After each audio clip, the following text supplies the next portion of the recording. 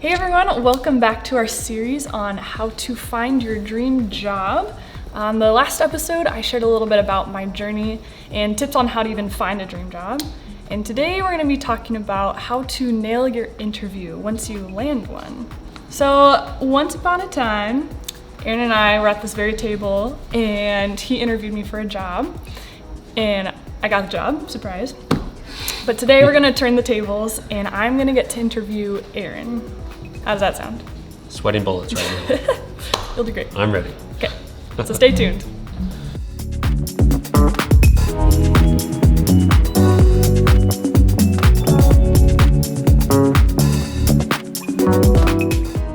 So today I'm going to be asking Aaron a few questions from the perspective of a recent graduate or a young professional, and hopefully this can shed some light on what a creative director is looking for when hiring a designer. Are you ready? I am ready. Okay. Let's do this. Awesome. Okay, so first question. So you are a business owner and a creative director, and your time is pretty scarce. And you don't have a lot of time to meet with everyone in the world. So what does it take for someone to even just get an interview with you? I think you addressed one of the key points, and that is time.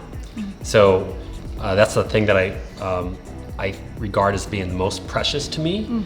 And so I'm trying to figure out how to pick the best candidate for the job as possible, and I don't want to spend a lot of time sort of doing research. So I think the first thing you need to do as a student or as a young professional is you got to get your point across and you need to stand out. And so have a really simple email, have a very clear link that I can find your work, like a downloadable PDF or a web address. Make it super simple. And I think you have to tailor it so that email speaks directly to me. I need to know that you need to know who I am. So don't try to make it a form letter, copy, paste. Make it very personal. So say something like, I really like the project you did for that such and such a client. And I think my talents might suit well for something like that. So that sort of tells me that you already did your homework and that you already kind of know what we do. And I think that already sort of alleviates some of the questions that I might have in terms of, might you be the right fit? Yes, that's great. So really curating your email and your conversation with that creative director right off the bat is great and shows a lot of potential.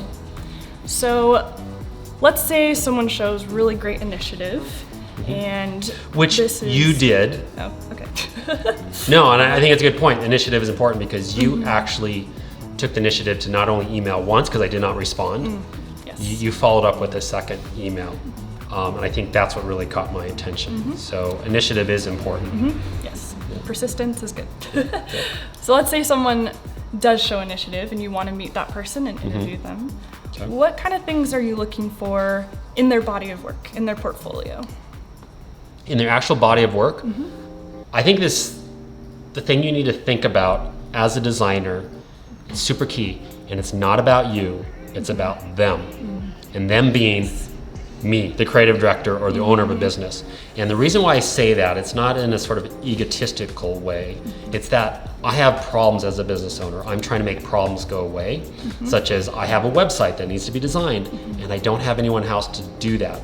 So if you're interviewing for that position, I need to find out if that person can make that problem go away. In this case, they need to know how to design a website. So make sure you know who you're interviewing for and make sure that your body of work speaks to that potential employer. So don't have a portfolio that has a bunch of illustrations if you're applying for a packaging job, let's say, or don't have a website full of websites if you're applying for, a packaging job. Make sure that you're connecting the dots. Totally. Yeah, that's a good point. So something I learned in my interview is that it's not all about your body of work. It's obviously an important component, but there are qualities that go beyond your portfolio that are good in an interview. So can you shed some light on what are those other qualities or aspects that you're looking for?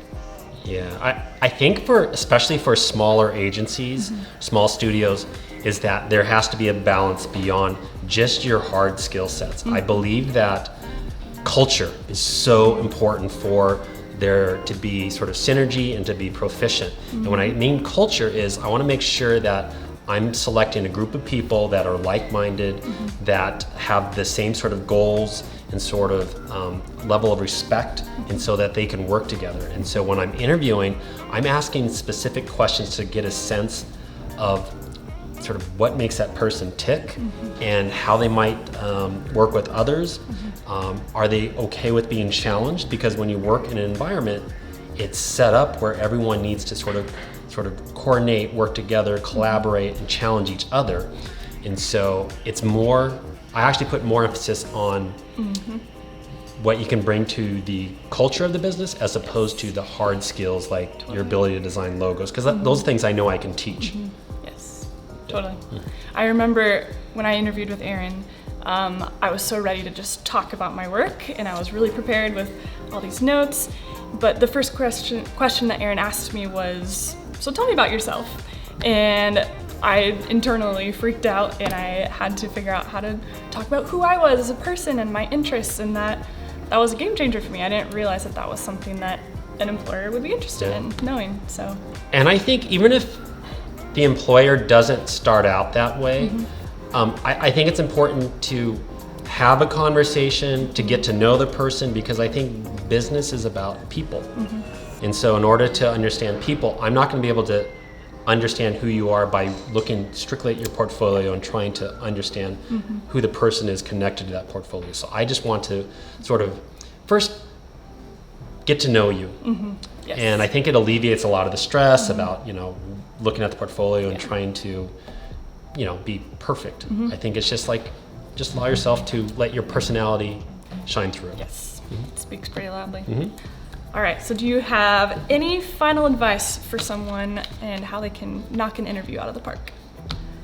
Yeah, I think a lot of creatives, they go into an interview and they're very eager to talk about either themselves or their portfolio. And I think there's a certain extent, yes, that's very relevant. But I think if you come in equipped with questions, I think that is going to show the potential employer your knowledge, and I think you can show a lot of value in your thinking with the sort of questions that you ask. I think by asking specific questions, it demonstrates your knowledge about their business. I think it's also a really great opportunity to show how you can align with their sort of pain points and what they're trying to achieve. For example, you could ask a question like, what are some of the challenges you have in doing whatever you do? And they're going to give you an answer. Yeah. And so they could say, some of the challenges I have are finding the right person that is really good at doing this and solving this problem. And that gives you a setup to say how you can solve that problem. You say, oh, from my experience, I had done this in college, or I did this internship where we did that very thing. And so you basically just solved their problem, answered that you are capable of doing what they are looking for. So you're asking a question to unveil what their challenges are, what their pain points are, and then you come back with answering them. And that, I think, shows some really high value assertiveness and high value knowledge of the business and how you might be able to align. Yeah, totally. It's almost like you're interviewing them and what their needs are. Yes, and creatives and business owners, the one thing they do like talking about is themselves. Yes. And so if you ask questions that direct back to them, they're going to basically give you all the sort of the information that you need and the questions that you can answer back.